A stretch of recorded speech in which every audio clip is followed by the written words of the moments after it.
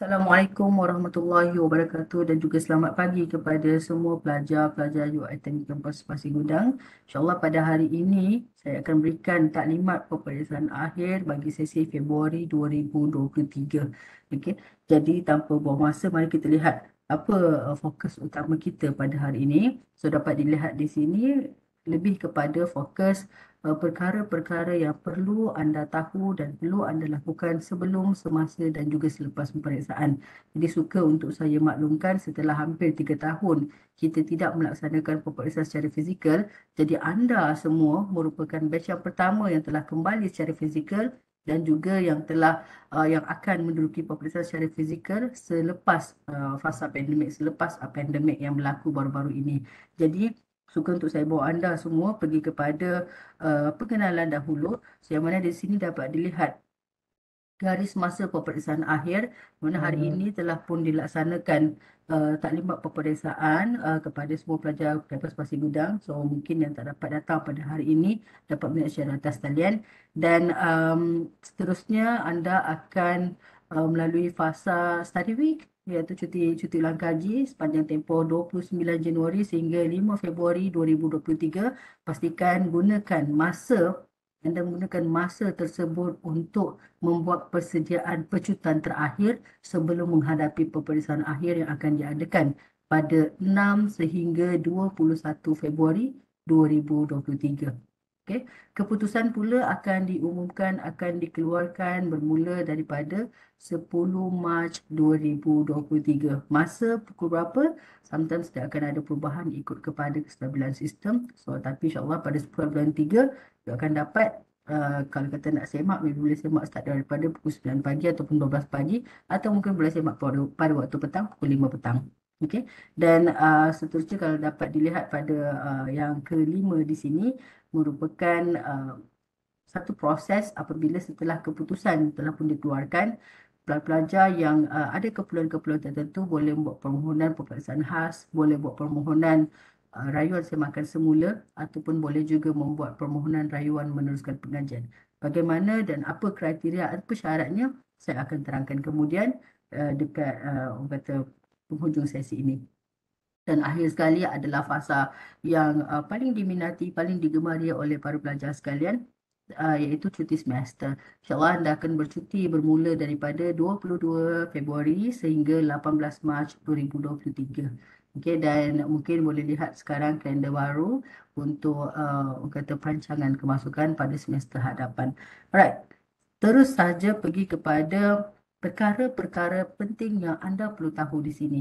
Okey, kalau dapat dilihat di sini ada beberapa tarikh yang saya letakkan. So, tarikh ini adalah tarikh-tarikh yang penting. Kenapa saya katakan penting? Apabila anda mengabaikan tarikh-tarikh ini, mengabaikan tanggungjawab anda untuk menyelesaikan perkara-perkara yang perlu yang telah dipaparkan di sini. Okey, apa?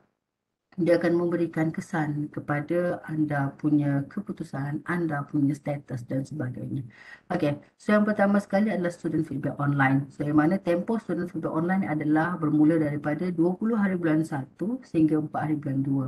Macam mana nak buat? Perlu buat melalui YouFuture. Okey, yang ini adalah wajib. Sama juga dengan exit survey 9 sehingga 22 Januari 2023. So dah hampir dah. Kenapa saya kata penting? Apabila anda mengabaikan tanggungjawab untuk menyelesaikan SUFO, untuk menyelesaikan exit survey, anda akan mempunyai masalah. Bila mana keputusan telah pun dikeluarkan, anda akan mempunyai masalah untuk membuat semakan tersebut.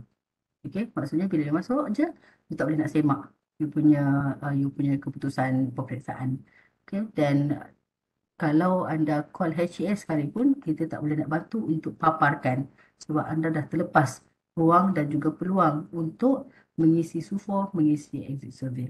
Okey, yang ketiga berkaitan yuran pengajian. Mungkin ada yang belum bayar lagi yuran pengajian, yang mohon penangguhan sebelum ini. Tarikh akhir pembayaran yuran pengajian adalah pada tarikh 27 Februari 2023. Okey, anda kata anda tidak membayar yuran pengajian pada tarikh tersebut sehingga tarikh tersebut, okey, anda akan diberikan status gugur taraf muktamad. Maksud gugur taraf muktamad ini adalah anda dikeluarkan daripada sistem UiTM.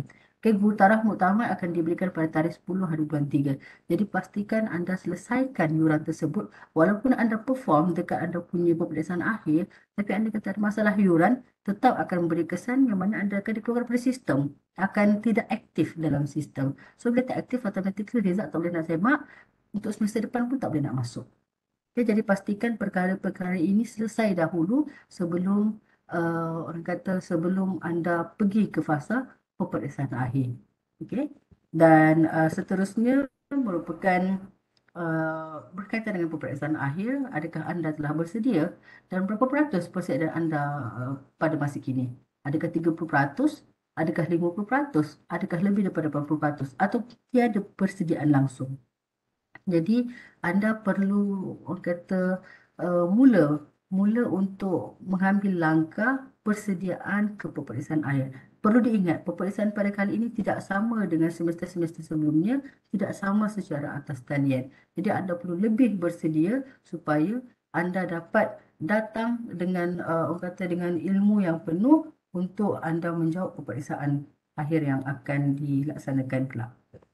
Alright, so ini adalah perkara yang anda perlu tahu, anda perlu lakukan sebelum menduduki peperiksaan. Dia mudah saja formula kat sini. So nanti saya akan terangkan satu persatu. Yang pertama sekali adalah anda perlu semak dan juga cetak. Semak dan cetak apa? Semak dan cetak slip kelayakan menduduki peperiksaan akhir. Okay. Dan seterusnya anda perlu juga untuk semak jadual waktu peperiksaan yang kita akan keluarkan dalam masa terdekat. Dan last sekali adalah perlu kenali lokasi dan kedudukan anda sewaktu peperiksaan nanti. Okey, so saya tak nak buang masa dekat sini. Kita akan terus pergi kepada satu persatu. Yang pertama sekali adalah berkaitan dengan semak dan juga cetak slip peperiksaan. So ini bila mana anda pergi dekat student portal, dekat bahagian akademik, nanti akan ada keluar satu tab berkaitan dengan examination slip. So anda boleh cetak slip sebegini di ruang tersebut, di dalam tab tersebut. Okey, nanti pastikan maklumat peribadi anda, nama penuh anda, student ID anda, IC number anda, okey, dan anda punya program dan sebagainya, kursus-kursus yang didaftarkan, kumpulan didaftarkan adalah tepat dan betul. Okey, kerana apa? Kerana bila mana kursus yang didaftarkan tu tidak tepat, mungkin sebelum ni masuk kelas-kelas yang berbeza daripada didaftarkan, maksudnya ada something wrong. Sama ada anda yang salah masuk kelas, okay, ataupun something wrong dengan sistem. So kalau kata ada isu tersebut, boleh refer pada HCA untuk kita buat semakan. Alright. So jika tiada masalah, sepatutnya kursus-kursus yang telah dinyatakan di sini adalah muktamad dan tidak boleh dipinda. Okay, kena pastikan, macam saya kata tadi, kena pastikan semua kursus, semua nama kumpulan perlulah tepat dan betul. Okay, perlu pastikan juga masa, tarikh dan juga tempat menduduki peperiksaan. Yang ini perlu dirujuk kepada jadual waktu peperiksaan yang akan dikeluarkan nanti. Okay, dan kalau dilihat di sebelah kanan, ada satu ruang notes. Okay, so yang mana anda boleh letakkan maklumat tarikh peperiksaan, masa peperiksaan dan juga tempat peperiksaan, okay, di ruang tersebut. Tapi kena pastikan bila mana anda meletakkan maklumat tersebut, perlu letak dalam keadaan yang kemas dan bersih. Kerana slip ini anda akan gunakan daripada awal peperiksaan sehinggalah habis. Okay. Dan ruang tanda tangan ini wajib untuk diisi berserta dengan tarikh. Okay. Jika pelajar membawa masuk slip ini ke dalam dewan peperiksaan tanpa tanda tangan, slip ini akan dikira sebagai tidak valid. Okay. Dan suka untuk saya ingatkan, jika anda terlupa untuk bawa slip ini, okay, anda tidak akan dibenarkan untuk menduduki peperiksaan. Okay. Perlu ingat perkara tersebut. Alright, so selain daripada slip ini, selain daripada slip kelayakan menduduki peperiksaan, apa lagi anda perlu bawa ke dalam ke dalam dewan peperiksaan ataupun ke dalam bilik peperiksaan? Perkara seterusnya perlu dibawa adalah berkaitan dengan kad pelajar. Okey. Jadi mungkin di sini ada juga pelajar-pelajar yang orang kata tiada kad pelajar. Kenapa tiada? Sebab tak upload gambar. Ataupun gambar yang diupload tu tak ikut spek daripada sistem dan gambar kad pelajar tidak boleh dicetak. Okey. Jadi yang ada kad pelajar wajib untuk bawa kad pelajar semasa peperiksaan. Kalau kata tak ada, anda juga tidak dibenarkan untuk menduduki peperiksaan. Okey. Bagaimana pula dengan mereka yang tiada kad pelajar? Okay, berdasarkan Penilaian Akademik Bilangan 1 2023, pelajar yang tiada kad pelajar dibenarkan untuk menggunakan kad pengenalan sebagai ganti. Okay, jadi kalau kita tak ada kad pelajar, boleh guna kad pengenalan. So sekarang dah ada dua dokumen penting yang perlu dibawa semasa peperiksaan, iaitu slip kelayakan menduduki peperiksaan ataupun slip exam. Okay. Yang kedua adalah kad pengenalan atau kad pelajar. Okay, prioriti adalah kad pelajar. Kalau tak ada kad pelajar, baru guna kad pengenalan. Okay.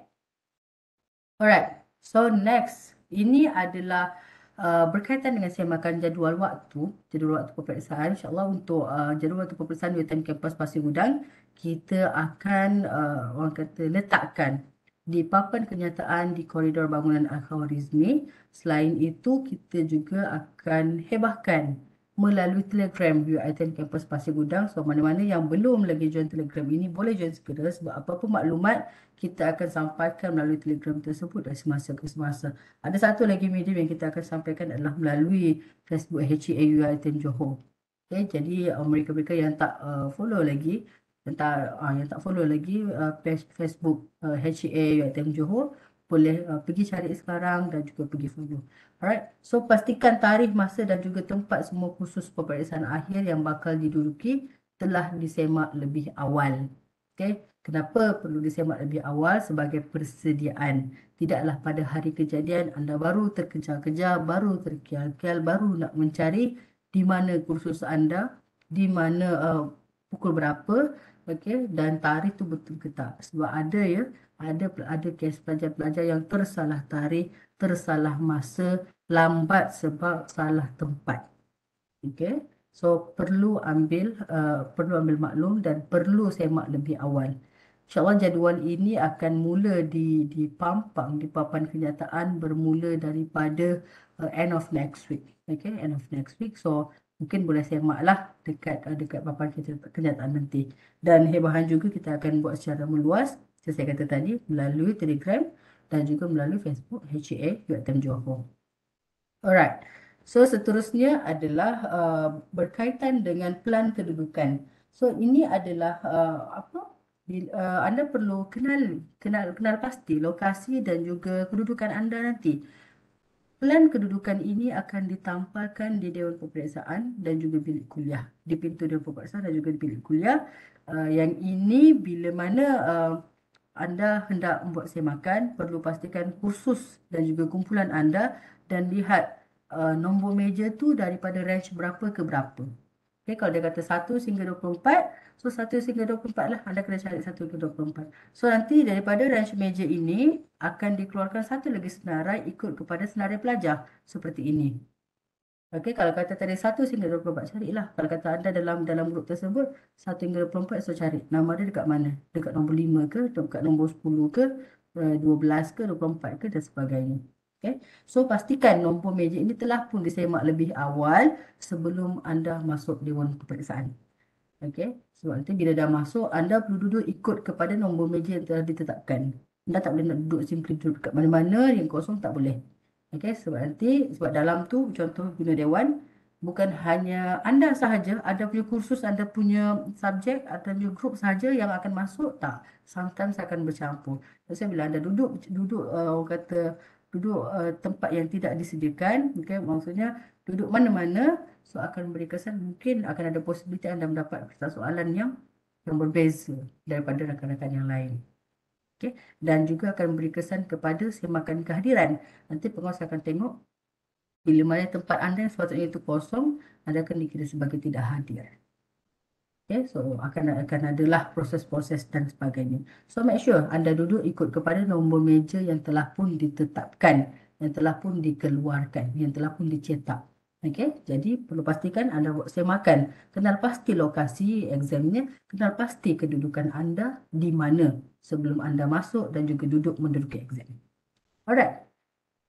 Seterusnya adalah nombor meja. Macam tadi kita kata kena duduk ikut nombor meja. So inilah contoh contoh nombor meja yang akan ditampal pada meja yang ada di Dewan Peperiksaan, yang ada di bilik peperiksaan. Kita boleh nampaklah nombor berapa. Di bawah tu adalah lokasinya dekat mana. Okey. Yang tadi adalah sebelum menduduki peperiksaan. Now kita pergi kepada fasa semasa menduduki peperiksaan. Jadi ini adalah perkara yang perlu anda tahu, yang perlu anda lakukan semasa menduduki peperiksaan. Pada hari kejadian. So, saya kalau kata pada hari kejadian, sekali lagi anda diminta untuk semak semula jadual waktu peperiksaan, kena pasti tempat peperiksaan, kena pasti lokasi kedudukan anda di mana, kena pasti tempoh masa peperiksaan itu berapa lama, okey, masa peperiksaan itu sendiri bermula pukul berapa dan juga kod kursus anda. Okey, perlu pastikan perkara-perkara tersebut, butiran-butiran tersebut sebelum anda menduduki peperiksaan. Next adalah perlu memastikan anda menyediakan keperluan peperiksaan. Keperluan sebagaimana yang diperlukan. Pertama sekali adalah kad pelajar. Ataupun kad pengenalan. Macam tadi kan kita dah benarkan tak ada kad pelajar, buat kad pengenalan. So, bawa kad pelajar ataupun kad pengenalan. Next, apa lagi yang diperlukan untuk masuk keadaan exam? Slip kelayakan menduduki peperiksaan. Apa lagi? Alat tulis. Bawalah pemadam, pensel, pembaris, apa-apa yang diperlukan untuk subjek anda. Next, kalau kata kursus itu ada kursus kira-kira dan memerlukan kalkulator, bawa jenis kalkulator yang dibenarkan. Okay, so pastikan keperluan anda. Jangan bila hari kejadian baru saya tak ada ni, tak ada tu. Tak pinjam sana, tak pinjam sini. No, dia pada hari kejadian anda kena gunakan yang anda bawa. Kalau kata tak, nanti akan memberi kesan kepada anda sendiri lah. Kalau kata nak tunggu turn orang lain pakai dan nak pakai, akan ambil masa. Dan mungkin anda akan melalui fasa yang mana anda tidak cukup masa nak menjawab peperiksaan. Dan benda itu akan memberi kesan kepada keputusan akhir nanti. Okay? So that's why you have to ready, you have to prepare everything sebelum anda datang ke dewan peperiksaan. Next, yang last kali ini adalah penting berkaitan dengan etiket pemakaian. Anda kena pastikan anda berpakaian mengikut kepada sastia rupa diri pelajar UiTM. Okay? Bagi lelaki pada hari Isnin, pakai tali leher. Okay? Perempuan biasalah dekat baju kurung. Manakala pada hari Khamis, lelaki perlu berpakaian lengkap baju Melayu dan perempuan macam biasa berpakaian baju kurung. Okay? Ikut kepada sastia rupa diri. Sekejap lagi saya akan tunjukkan. So kalau kata kadang-kadang dia tanya, Madam, round neck boleh tak? T-shirt round neck? Tak boleh. Sandal, slipper tidak dibenarkan langsung. Okay. So perlu diingatkan ini adalah SRD, Sastia Rupa Diri Pelajar UiTM yang anda patut patuhi. So boleh refer daripada poster ini dan perlu untuk saya ingatkan, jika anda tidak mematuhi Sastia Rupa Diri Pelajar UiTM, anda boleh untuk tidak dibenarkan masuk ke Dewan Peperiksaan ataupun bilik peperiksaan. Okay, perlu ambil maklum dan ambil tindakan segera. Kalau kata ada jenis yang tak tahan sejuk, okay, sebab setting aircon kita adalah secara berpusat. Kalau kata jenis tak tahan sejuk, you boleh bawa jaket, boleh bawa sweater. Tapi kena pastikan dalam poket tu ataupun dekat mana-mana pocet awak punya jaket, awak punya sweater, pastikan tiada apa-apa barang yang mencurigakan. Okay, yang boleh menyabitkan anda cubaan untuk meniru. Okay, perlu pastikan. So, bawa kosong. Alright. So, next adalah, okay, agak-agak apa benda yang dilarang untuk dibawa ataupun tak perlu untuk dibawa ke dalam peperiksaan. Okay, pertama sekali adalah telefon. Okay, kalau boleh jangan bawa. Okay, unless kalau kata dah tak ada option dah, memang nak kena guna telefon juga nanti selepas peperiksaan dan sebagainya, tak apalah boleh bawa, tapi kena pastikan masuk dewan tu switch off. Bila dah switch off, masukkan dekat dalam bekas yang kita sediakan dan letak di sebelah kiri meja atas lantai. Okay. Masuk dalam bekas, letak sebelah kiri meja atas lantai. Okay. Jangan kiri meja dekat atas meja awak. Letak dekat lantai. Dan pastikan switch off ya, bukan vibrate, bukan kata apa, silent. Right. Apa lagi yang tidak dibenarkan? Tidak dibenarkan untuk membawa ataupun untuk menggunakan smartwatch. Apa-apa jenis smartwatch tidak dibenarkan sama sekali. Kadang-kadang dia kata, Madam, smartwatch saya tak boleh pun nak tangkap gambar semua. Tidak dibenarkan ya. Apa-apa jenis smartwatch tidak dibenarkan. Okay, so make sure tidak perlu bawa lah smartwatch. Next adalah Nota, confirm tak boleh bawa. Nota kecil, nota besar, nota tulis dekat tapak tangan, tulis dekat botol, tulis dekat lanyard, dekat mana-mana, tidak dibenarkan. Sebab itu adalah, kata bila anda buat, itu adalah satu tindakan cubaan untuk meniru. Cubaan untuk meniru lah. Dan anda akan disabitkan kesalahan di bawah tata tertib akademik. Next adalah ebat. Ebat ataupun apa? Airport. Okay, airport. So, ini juga tidak dibenarkan, okay, sebab dia kena dengan lutut dan sebagainya, langsung tidak dibenarkan. So, pastikan anda tidak memakainya, tidak menggunakannya semasa ada peperiksaan.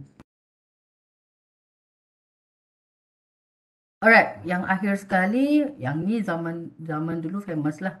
Zaman sekarang saya tak pasti. Kalau kata masih ada, dan pastikan tak bawa. So, itu toyol. Okay, jangan bawa toyol. So, pastikan anda datang dengan keadaan yang clean, yang memang tak bawa apa-apa benda yang boleh menyabitkan kesalahan. Okay, just prepare alat tulis, prepare dokumen yang diperlukan. Datang dengan bersedia dan jawab soalan sehingga habis. Alright, so ni tak boleh bawa, langsung tak boleh nak digunakan semasa peperiksaan. Dan kita terus pergi kepada waktu peperiksaan. Perlu diingatkan, waktu peperiksaan pada kali ini adalah hari Isnin sehingga Khamis sahaja, tidak melibatkan hujung minggu. Jumaat, Sabtu, Ahad tidak dilibatkan. Manakala masa peperiksaan, masa mula pada sesi pagi adalah pada pukul 9 pagi. Okey, kadang-kadang ada 9 sampai 11, 9 sampai 12 dan so forth. Dan waktu petang pula adalah pada pukul 2 suku. Okey, 2.15 petang. Dan samalah, kadang-kadang ada yang habis 2.15 hingga 4.15, ada yang sampai 5.15, okey, dan macam-macam. Alright, perlu diingatkan pada untuk setiap pelajar, anda diingatkan untuk hadir lebih awal. Dalam lebih awal berapa lama? 45 ke 30 minit lebih awal. Sebab apa? Sebab nanti ketua dewan ataupun ketua pengawas akan panggil mengikut kepada kursus, mengikut kepada grup. Okay, dia akan panggil lebih awal daripada peperiksaan itu akan bermula. Kalau contoh peperiksaan bermula pada pukul 9, mungkin beliau akan panggil dalam pukul 8.30 pagi, panggil mengikut grup, panggil mengikut kursus untuk masuk ke dewan secara, orang kata, secara berperingkat. Okay, so that's why you have to ready, you have to stand by lebih awal di luar dewan, di luar bilik peperiksaan untuk dipanggil masuk ke dalam dewan. Okay, kalau kata lambat, kalau kata lambat tu tengok lambat tu berapa lama. So mungkin juga kalau kata lambat tu anda boleh orang kata tidak dibenarkan untuk menduduki peperiksaan. So that's why kena stand by lebih awal lah. Okay, datang awal 45 minit. Tak apa datang sejam awal pun tak ada masalah. Okay, stand by, tunggu dekat luar sehingga ada dipanggil masuk ke dalam dewan.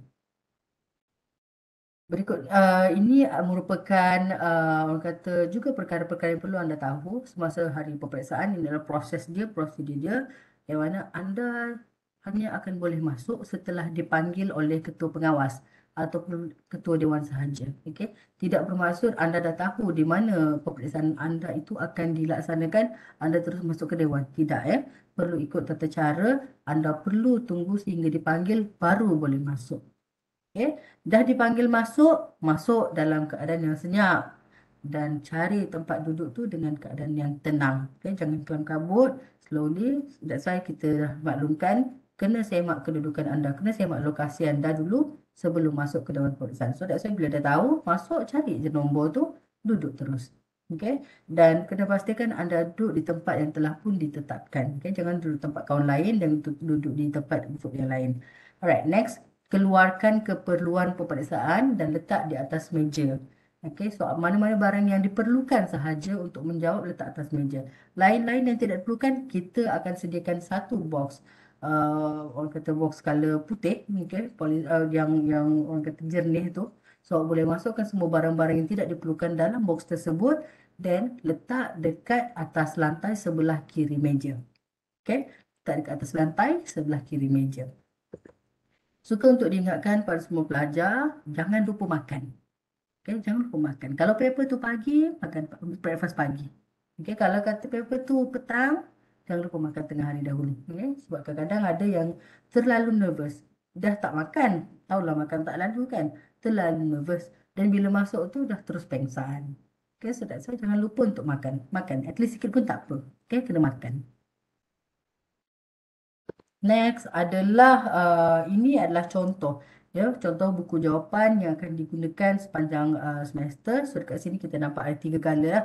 Color kuning, color biru dan juga color putih. InsyaAllah pada semester ini kita akan gunakan buku jawapan utama berwarna kuning. Okey, manakala warna biru itu akan digunakan pada semester hadapan dan buku warna putih itu merupakan buku jawapan tambahan. Okay, kalau kata yang kuning dah selesai, last page tu dah habis, dah orang kata dah penuh dah. Perlukan buku jawapan tambahan, just angkat tangan, nanti pengawas akan bagi buku tersebut dan awak boleh sambung menjawab. Okay? Alright. So, nanti bila dah masuk ke dalam Dewan Peperiksaan, pengawas akan bagi arahan. Bagi arahan untuk isi kehadiran di slip kehadiran.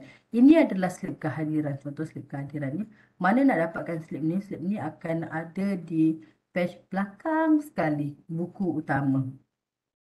Okay, nanti awak just flipkan buku utama. Dia ada dekat belakang sekali. So, nanti boleh koyakkan dan isi maklumat termasuklah sign. Okay, bila dah siap, kena letakkan bersama-sama dengan kad pelajar ataupun kad pengenalan dan juga slip menduduki peperiksaan di sebelah kanan meja. Pucuk atas kanan meja ya. So nanti akan ada pengawas yang datang dan akan buat semakan rekod-rekod tersebut dan pengawas tersebut akan ambil slip attendance untuk menunjukkan anda hadir untuk menjawab peperiksaan pada hari tersebut. Okay. Kalau kata anda tidak berikan slip ini, anda boleh dianggap sebagai tidak hadir peperiksaan. Okay, so that's why slip ini sangat penting. Pastikan anda isi dan letakkan dekat pucuk kanan meja untuk disemak dan juga diambil dikutip oleh pengawas yang bertugas pada hari kejadian. Right. Peringatan kepada semua calon peperiksaan. Okay, sila pastikan anda menggunakan pen berwarna hitam dan biru sahaja. Okay, hitam dan biru sahaja. Jangan guna yang merah ya. Yang merah tidak dibenarkan langsung. So make sure gunakan pen hitam ataupun pen biru. Okay. Dan suka untuk anda diingatkan untuk tidak membuka kertas soalan ataupun menulis jawapan sebelum mendapat arahan daripada ketua pengawas ataupun ketua dewan. Okay, sometimes ada pelajar terlalu excited, okay, ataupun formula dah berlambat-lambat dekat kepala, okay, dia nak keluarkan, dapat je kertas buku jawapan, memang soalan tak ada lagi. Buku jawapan dia tulis je. Tidak benarkannya, tidak boleh.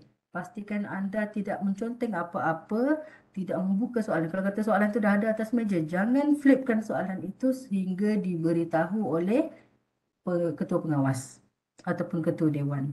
Okey, kalau kata ada arahan nyatakan, okey, semak kertas soalan baru awak buka, baru awak semak. Okey, kalau kata selagi mana tiada arahan tersebut, jangan buat apa-apa. Okey. So, ini adalah contoh ya. Ini adalah contoh buku jawapan macam tadi saya tunjukkan sepatutnya warna kuning. So ini adalah contoh warna biru, just tukar color je.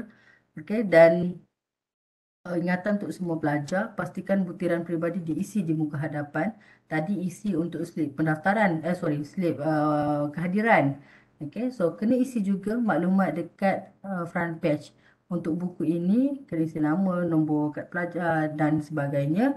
Okey, bila dah selesai tu, setiap kali anda menjawab soalan, okey, perlu dimulakan dengan muka surat baharu. Kalau contoh soalan itu ada 5 soalan. Okay. So, setiap soalan itu perlu start dengan page yang baru. Walaupun jawapan bagi soalan, contoh soalan 1, jawapan tu tak sampai setengah page pun. Okay, maksudnya dekat bawah tu kalau letak nombor soalan lain, tak ada masalah. Tapi, itulah, kalau letak nombor soalan lain, sepatutnya nombor soalan lain tu pada anda tak ada masalah untuk letak dekat bawah. Tapi, ikut pada prosedur menjawab peperiksaan, anda perlu pastikan setiap jawapan untuk soalan yang baru perlulah dimulakan dengan muka surat yang baru. Jadi walaupun jawapan nombor 1 tu tak sampai setengah, so bila nak tulis jawapan nombor 2, pergi dekat page sebelah. Buat yang baru. Jawapan nombor 3, pergi pula page berikutnya dan sebagainya. Okey. Satu soalan, mulakan dengan yang baru. Satu soalan lagi, mulakan yang baru. Ya? Alright. Anda juga tidak dibenarkan untuk koyak helaian ataupun muka surat buku jawapan ini. Salah ke, apa ke, tidak dibenarkan untuk koyak. Kalau kata totally salah, satu page tu slash sahaja untuk menandakan jawapan itu tidak digunakan. Okey, jangan dikoyakkan. Anda tidak dibenarkan untuk koyak helaian ataupun halaman muka surat dalam buku jawapan. Okey, borang OMR, kertas graf, okey kalau kata ada ya, let's say kursus macam contoh dalam gambar ni, kalau nampak ada ya, ini borang true false, akan ada juga borang OMR, akan ada juga borang graf. Kalau kata anda menggunakan borang-borang tersebut ataupun dokumen-dokumen yang lain yang tambahan, anda perlu letakkan di muka surat pertama buku jawapan. Okey, muka surat pertama buku jawapan. So, kalau nampak yang ni, buku ni, dia just orang kata buka satu page sahaja. Semua dokumen-dokumen tu perlu letak di muka hadapan. Okey, muka hadapan ya. So, kalau kata tadi kan saya ada tunjuk buku jawapan warna putih. Okey, so warna putih itu adalah buku jawapan tambahan. Kalau kata anda menggunakan buku jawapan tambahan tersebut, perlu diletakkan di page terakhir. Page terakhir buku ni, page terakhir buku jawapan utama, masukkan je. Okay. Dan perlu diingatkan, anda tidak dibenarkan untuk membawa keluar dewan ataupun bilik peperiksaan lebihan buku jawapan yang tidak digunakan. Let's say anda minta buku jawapan tambahan, tapi anda tidak gunakan pun. Kata tiba-tiba kata, oh dah cukup pun buku utama tu dah cukup. Ataupun let's say anda minta dalam dua buku jawapan tambahan, tapi anda aja gunakan satu saja. Satu lagi tidak digunakan langsung, tak conteng apa-apa pun. Okay. Dan itu tidak digunakan untuk bawa keluar. Biarkan sahaja dekat atas meja, nanti penguasa akan kutip. Okay. Dan kalau kata ada dokumen seperti borang OMR, kertas graf dan sebagainya juga tidak digunakan untuk keluar. Letak saja atas meja. Dokumen yang anda dibenarkan untuk bawa keluar adalah kertas soalan sahaja. Lain-lain tidak dibenarkan. Right. Ini adalah contoh soalan. Okay, so contoh kertas soalan. So, pastikan setiap helaian itu adalah bercetak. Okay, kalau kata tak bercetak, contoh page pertama ada, page kedua tak ada, tiba-tiba sambung 3, 4, 5. Okay, dan maksudnya page kedua tak ada kan? So, bila tak ada, kena maklumkan kepada pengawas. Okay, angkat tangan, nanti pengawas akan datang, maklumkan yang ada halaman yang tidak bercetak dan nanti pengawas tersebut akan gantikan dengan soalan yang baru. Kertas soalan yang baru.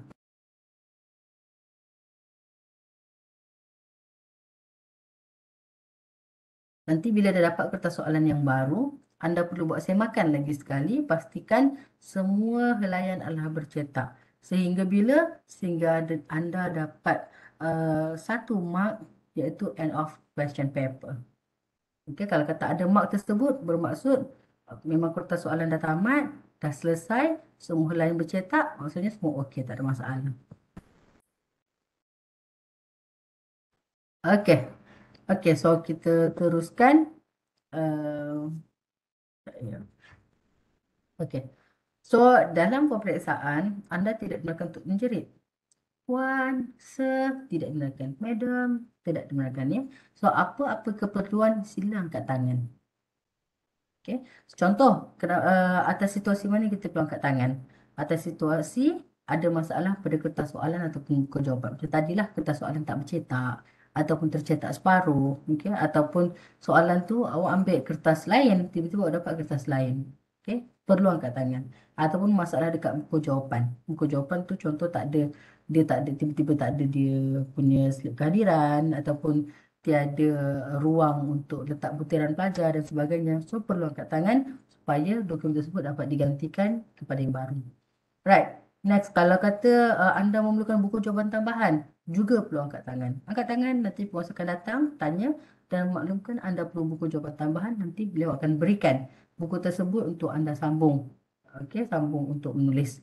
Next, kalau kata anda perlu ke tandas, ke toilet, okay, perlu juga angkat tangan, dapatkan kebenaran, dapat permission, then only you can gerak ke toilet. Okay. Next adalah kalau tiba-tiba lah kan ada barang jatuh ni biasanya pemadam, pen, okay, terlalu orang kata maybe nervous ke apa, not sure. Okay, let's say lah jatuh tu jatuh luar daripada anda punya kedudukan sampai ke kawan sebelah, kawan depan ataupun kawan belakang. Okay, anda perlu angkat tangan, maklumkan. Nanti kalau pengawas kata minta awak ambil dan awak bolehlah gerak untuk ambil. Kalau kata tak, pengawas mungkin pengawas akan bantu untuk ambilkan. Alright. So next adalah kalau let's say lah anda menjawab itu dah habis jawab. Jawab pula orang kata dah selesai. Awal sangat. Okay, kalau katalah peperiksaan tu let's say habis pukul 11. Pukul 10 anda dah selesai dah. Sejam je jawab. Okay.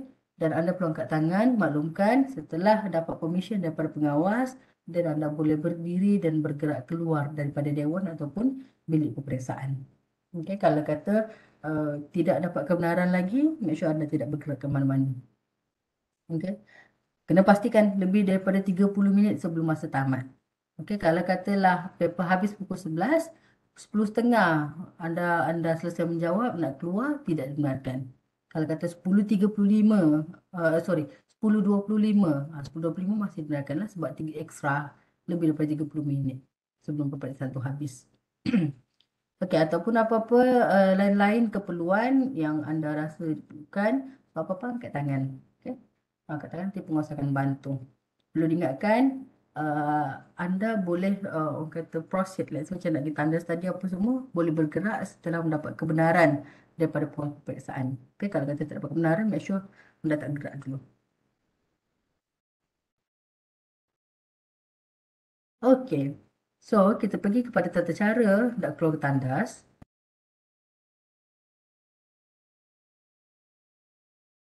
Alright, kalau dapat dilihat di sini, anda dibenarkan keluar selepas setengah jam peperiksaan berlangsung. Kalau katalah peperiksaan berlangsung pukul 9, 9.30 baru boleh keluar. Okay, kalau kata 9 suku tidak dibenarkan. Okay, 11.30 dan ke atas. Then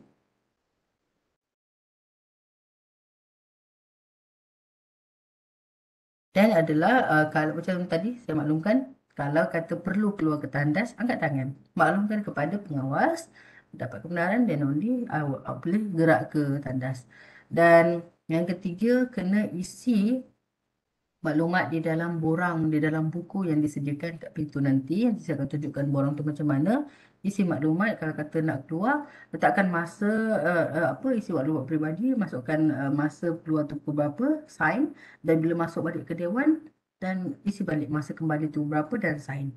Okey, dan perlu diingatkan anda tidak dibenarkan keluar daripada dewan ataupun bilik peperiksaan setengah jam sebelum peperiksaan berakhir. Okay, so setengah jam pertama dan setengah jam terakhir tidak dibenarkan untuk keluar dewan.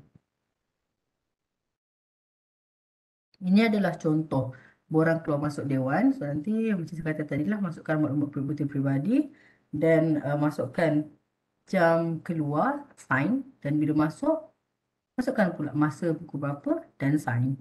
Tujuan tu letak apa kata pergi toilet, letak lagi toilet dan sebagainya. Ya? Alright. So, ini yang saya sebutkan yang sama macam tadi. Okay, kalau kata ada dokumen-dokumen lain macam borang OMR, kertas graf, okay, true false dan sebagainya, perlu letak di muka hadapan buku jawapan utama. Okay, kalau kata ada buku jawapan tambahan perlu letak di muka surat terakhir buku jawapan utama. Ya.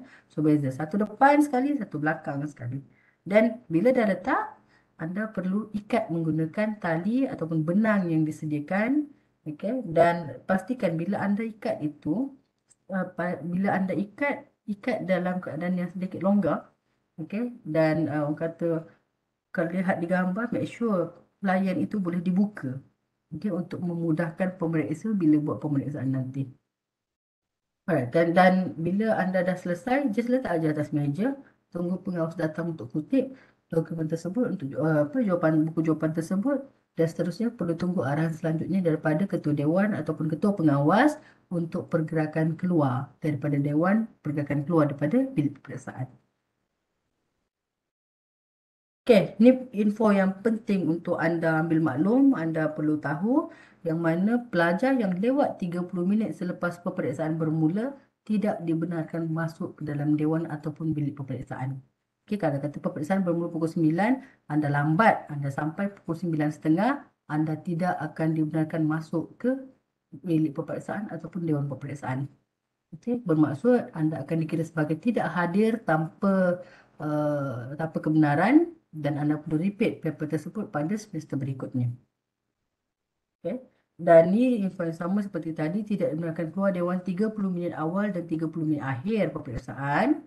Okay. Pen merah tidak dibenarkan sama sekali. Okay. Penggunaan pen dakwa cair perlu dielakkan kerana dikhawatiri mengembang dan menjejaskan tulisan dan halaman. Kalau boleh jangan guna pen dakwa cair. Okay. Guna pen yang biasa saja. Okay. Sebab kalau tak nanti dia akan menjejaskan jawapan, dan kalau kata let's say sampai tidak boleh dibaca langsung, akan menjejaskan markah anda nanti. Okay. So, cuba untuk elakkan. Okey, jika berlaku sebarang hal kecemasan semasa peperiksaan, okey, anda perlu sentiasa kekal bertenang dan dengar arahan daripada ketua pengawas ataupun ketua dewan.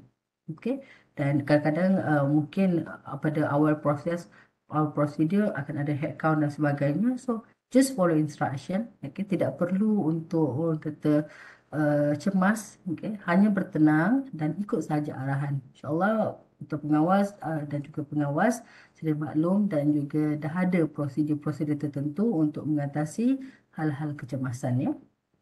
Okey, dan ini adalah peringatan kepada semua, sekiranya anda ada niat untuk meniru ataupun memberi tiru, okey, suka untuk saya ingatkan itu merupakan kesalahan yang amat serius. Bila kata amat serius, maksudnya dia akan memberi kesan ataupun impak yang sangat besar kepada anda, okay, kepada masa depan anda. Pelajar-pelajar yang didapati meniru ataupun memberi tiru, okay, anda akan orang kata dan didapati bersalah, okay, anda akan dikenakan tindakan mengikut kaedah-kaedah institusi pelajaran tata tertib pelajar-pelajar 1976. Okay, kalau kata didapati bersalah, automatically paper tersebut, kertas tersebut akan dapat grade F dengan status FD. Okay, FD itu bermaksud tindakan disiplin. Dan perlu diingatkan, status ini akan kekal di dalam transkrip sampai bila-bila. Okay, tidak boleh ditebus tampal. Okay, jadi elakkan, okay, jangan ada niat sedikit pun untuk meniru, untuk memberi tiru semasa peperiksaan. Alright. Dan ini adalah bentuk-bentuk ataupun jenis ataupun kaedah peniruan hingga hari ini. Mungkin akan datang ada lagi yang lebih canggih. Tapi macam saya kata tadi, jangan ada sedikit niat pun nak meniru, nak memberi tiru. Okay, mungkin kita boleh lihat sikit apa jenis bentuk ataupun kaedah peniruan yang ada. Yang pertama sekali, bawa nota. Bawa kertas ke, buku ke, nota ke, buku kecil, buku besar, nota kecil, nota besar, semua tidak dibenarkan. Okay. Menulis nota pendek atau formula penting di bahagian buku juga tidak dibenarkan. Okay. Menulis nota pada kalkulator dan alat tulis tidak dibenarkan. Cubaan melihat kertas jawapan pelajar lain tidak dibenarkan. Memasukkan nota kecil di dalam kotak pensel sangat tidak dibenarkan. Menulis dan membuat catatan di ruang meja yang disediakan juga tidak dibenarkan. Menulis nota di layak mengubah suai label botol minuman, menulis nota pada tisu sapu tangan, keluar tandas merujuk nota. Okay. Kerak-kerak keluar tandas. 5 minit sekali keluar tandas. Okay. Something wrong. Rupanya rujuk nota tidak dibenarkan, ya. Kalau kata didapati, anda akan dikenakan tindakan. Okay. Menyimpan nota dalam handphone, menyimpan nota dalam electronic device, menyorok nota dalam sarung kaki, menyorok nota di bawah peha, menulis nota di lengan lah, lepas tu menulis nota dekat slip exam lah, menconteng tapak tangan lah, macam-macam hal. Ya. So, semua kaedah-kaedah ini adalah tidak dibenarkan sama sekali. Even kaedah tambahan yang lain yang lebih canggih juga tidak dibenarkan. Ya, apa-apa yang bersangkut paut dengan orang kata cubaan untuk meniru dan juga ditiru, okay, memberi tiru, tidak dibenarkan ya. Alright. So andai kata pada hari peperiksaan anda tidak sihat. Okay. Bila anda tidak sihat, anda perlu dapatkan MC ataupun sijil sakit daripada hospital ataupun klinik berdaftar. Okay. Dan dalam tempoh 24 jam, anda perlu serahkan dokumen tersebut ke BHA. Jangan lupa untuk maklumkan kepada pensyarah yang mengajar bahawa anda MC pada hari tersebut. Okay. Dokumen original perlu diserahkan kepada BHA di bangunan pentadbiran arah 1. Okey, jika anda gagal untuk menyerahkan dokumen tersebut, anda akan dikira sebagai tidak hadir tanpa kebenaran. Dan anda perlu repeat balik paper tersebut pada semester depan, dan pada semester semasa akan beri efek kepada anda punya CGPA, GPA. Okey, jadi kalau kata tidak sihat, cepat-cepat ambil tindakan. Okey, so ini adalah borang serahan sijil sakit. Bila anda berikan pada HCA, HCA akan minta anda isi borang tersebut untuk menyatakan anda menyerahkan dokumen itu kepada HCA. Maksud ada rekod lah. Ya? Dan ini pula sekiranya anda tidak sihat, doktor dah declare anda tidak sihat, ada MC, tapi anda tidak mahu menggunakan MC tersebut. Okey, tidak menggunakan MC dan tetap insist untuk jawab peperiksaan. Boleh, tiada masalah. Okey, tapi anda bila datang, anda perlu mengisi borang perakuan yang menyatakan anda sendiri yang nak jawab peperiksaan dalam keadaan anda pada waktu itu. Okey, perlu diingatkan, anda buka sahaja soalan walaupun anda baca ke tak baca ke.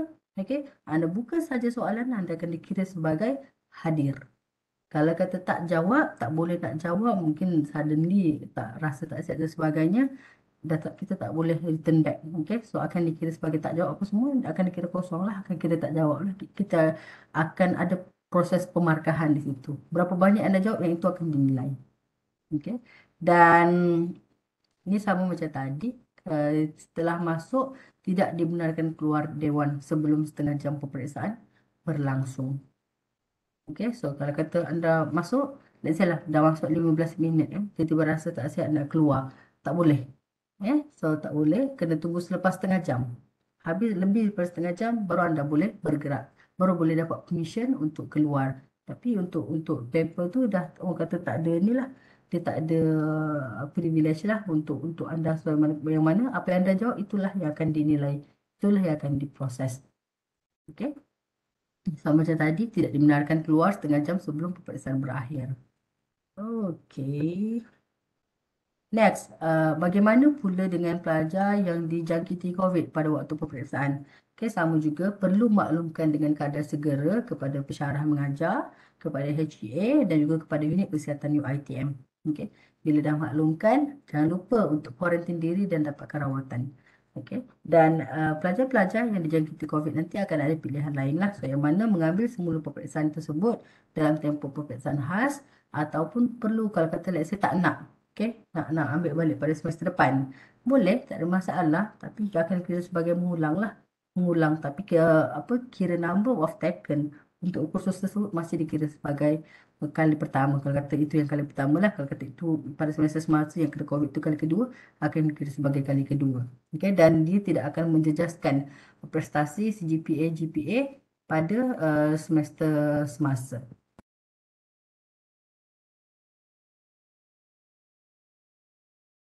Right. So, diharapkan dapat orang kata jelaslah perkataan-perkataan tersebut, dan ini merupakan sekejap ya. Okay. So, ini merupakan proses-proses ataupun status berkaitan dengan ketidakhadiran pelajar ke peperiksaan. Yang pertama sekali saya baca pada kanan ZZ. Okay, ZZ ini adalah tindakan tata tertib akademik diberikan kepada pelajar yang ada masalah kehadiran ke kuliah. Okay. Kalau kata kehadiran ke kuliah, let's say tak datang, ada beberapa kali dapat surat peringatan, kan?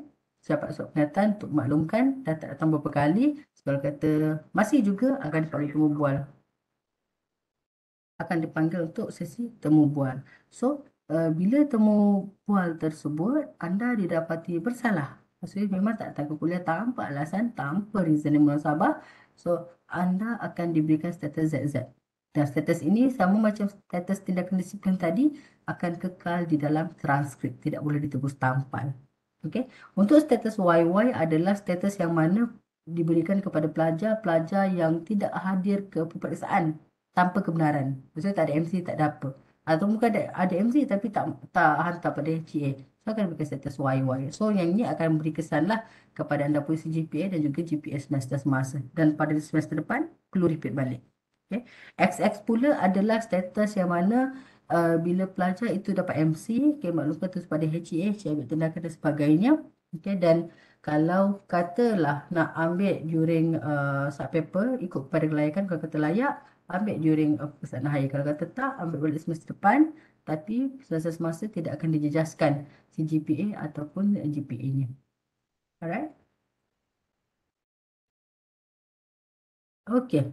So, dah habis peperiksaan, selesai. Okay. Keputusan akan dikeluarkan pada 10 Mac 2023. Ya. So, tadi saya sebutkan berkaitan dengan yang ini, keputusan ini dia akan keluar, kata ada timing-timing tertentu lah. So, perlu cakna dengan pemakluman semasa. Dan bila mana keluar, perlu pastikan anda semak dan juga cetak untuk simpanan peribadi. Okay, jangan bila dah lama, dah orang kata tak cetak apa semua, minta dengan HCA. Ada tak keputusan saya last semester? Memang tak adalah, ya. So, pastikan anda buat simpanan peribadi keputusan anda pada setiap semester.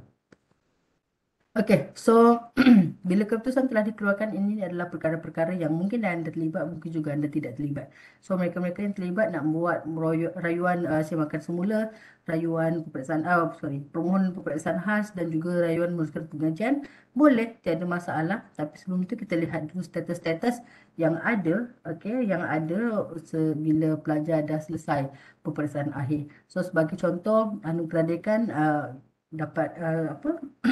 Pointer yang baik dapat anugerah dekan, so ia akan dapat status AD.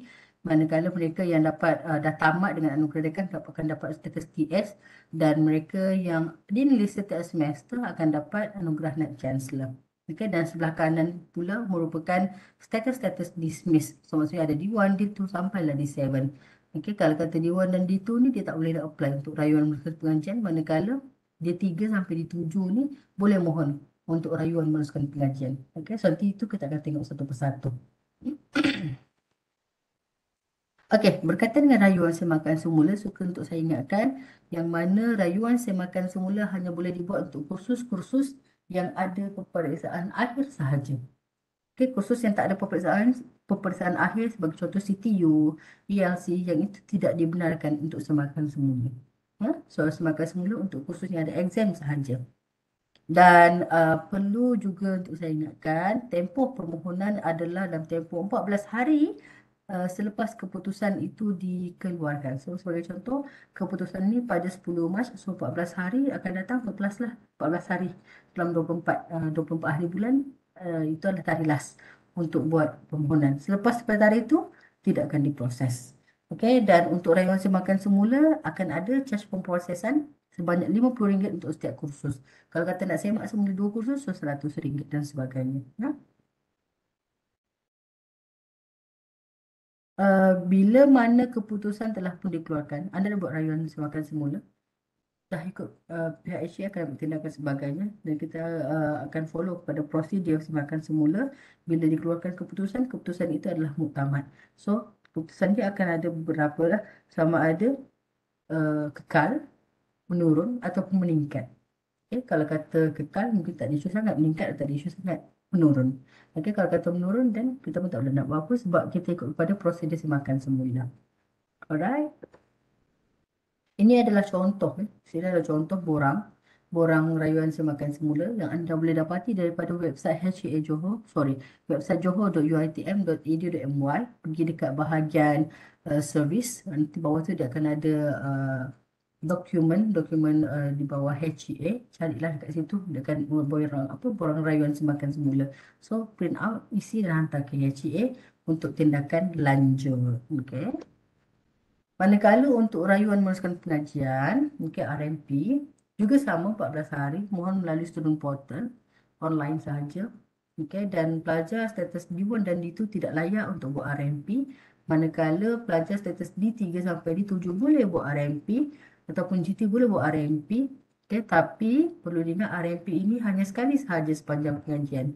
Okay, tiada dua, tiada tiga, tiada tiga. Okay, so bila pelajar dah mohon untuk RMP akan diproses dan once dah lulus sekali, so make sure akan datang tidak berlaku lagi lah. Ya, sebab ini hanya sekali sahaja akan diberikan kepada setiap pelajar sepanjang pengajian. Dan ini juga akan dikenakan charge pemprosesan sebanyak RM50 untuk sekali proses. Dan last sekali adalah berkaitan dengan peperiksaan khas. Peperiksaan khas ni juga ada syarat-syarat tertentu yang mana anda boleh lihat di skrin. Okay. So di sini adalah pelajar, syarat dia pertama adalah pelajar semester akhir yang berstatus lulus tapi gagal dalam satu dua kursus. Okay. Contoh anda punya subjek, anda punya pengajian tu ada 5 semester sahaja dan semester terakhir punya kursus anda fail dalam satu subjek. Okay. So yang tu anda boleh buat rayuan, boleh buat peperiksaan khas. Okey, so kalau kata pas dan anda tak perlu nak repeat semester depan lah, anda tak perlu datang semester depan. Kalau kata tak pas, anda perlu datang dan repeat paper tu pada semester hadapan. Alright, dan kalau lihat di sini prosesnya juga adalah dalam tempoh 14 hari. Okey, dan pelajar yang diberikan status YY, ZZ dan juga FD tidak dibenarkan untuk mengambil peperiksaan khas. Dan ini juga ada orang kata charge pemprosesan sebanyak RM100 untuk setiap kursus. Kalau ada dua kursus akan jadi RM200. Okey, so sedikit orang kata peringatan kepada semua pelajar, pelajar-pelajar tahun akhir. Ini adalah checklist, okay? Checklist untuk tamat pengajian. Make sure habis saja keputusan diumumkan, anda buat permohonan mini transkrip. Okay, buat permohonan mini transkrip melalui atas talian, melalui student portal.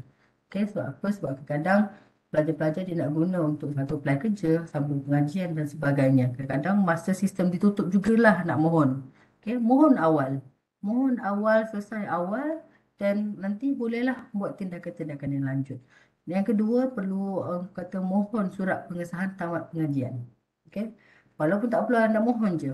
Nak mohon kat mana? Student portal ada, dekat kita punya page ekpg.uitm.edu.my pun ada. Okay? So boleh mohon daripada dua-dua. Next adalah kena buat e-clearance. E-clearance daripada sistem EKPG. So kenapa kena buat e-clearance? Untuk pastikan anda tiada apa-apa tunggakan dengan UiTM walaupun denda sebanyak 20 sen. Okay? Kalau anda didapati mempunyai denda ataupun mempunyai tunggakan dengan UiTM, okay, sama ada yuran ke, saman ke, denda ke dan sebagainya, so anda akan anda tidak boleh untuk konvo, ya, anda tidak boleh untuk konvo dan sehinggalah anda menyelesaikan apa tunggakan-tunggakan tersebut. So sayanglah, ya, sayang. So make sure anda buat semakan balik, okey, anda buat selesaikan perkara-perkara yang perlu sebelum anda fokus kepada peringkat pengajian yang seterusnya ataupun laluan kerjaya yang berikutnya. Alright, so next adalah berkaitan dengan rujukan dan juga punca kuasa. So suka untuk saya maklumkan yang mana punca kuasa akademik pada kali ini kita rujuk kepada peraturan-peraturan akademik pindaan 2021 bilangan 1 dan juga polisi pertaksiran dan pilihan akademik UiTM pindaan 2021. Okay, kedua-dua ini adalah punca kuasa yang sangat besar di bawah HCA. So apa-apa kita akan rujuk kepada dua main sumber untuk akademik. Dan jika anda memerlukan apa-apa info ataupun jika anda memerlukan apa-apa bantuan ataupun anda mempunyai sebarang persoalan, bolehlah hubungi HCA di talian tertera dan juga ataupun boleh emailkan kepada HCA. Manakala berkaitan informasi, apa-apa info kita akan hebahkan secara meluas melalui Telegram UiTM Campus Pasir Gudang dan juga melalui Facebook HCA UiTM Johor. So don't forget to join channel Telegram dan juga like dan follow untuk Facebook HCA UiTM Johor, ya. Dan di sini juga saya ambil sedikit kesempatan untuk mengucapkan selamat menduduki peperiksaan akhir kepada semua pelajar UiTM Kampus Pasir Gudang. Saya doakan semoga perjalanan peperiksaan akhir anda berjalan dengan lancar dan anda semua mendapat keputusan yang cemerlang. Okay, so jangan lupa untuk orang kata do your best, okay, do your best dalam peperiksaan akhir pada kali ini. Dan saya kira itu sahaja sesi taklimat pada kali ini. Dan jika tiada apa-apa, saya sudahi dengan tasbih kafarah dan suratul As.